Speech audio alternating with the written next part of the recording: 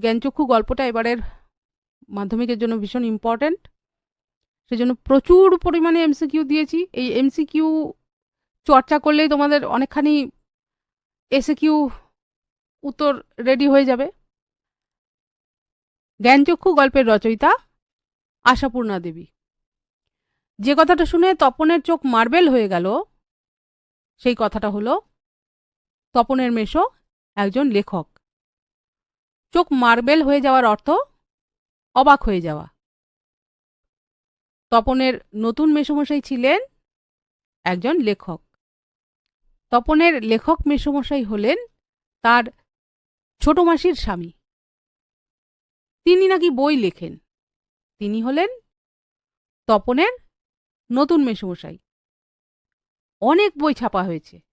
কার? নতুন মেসোমশাইয়ের। তপন কখনো এত কাছ থেকে জলজ্যান্ত লেখক দেখেনি।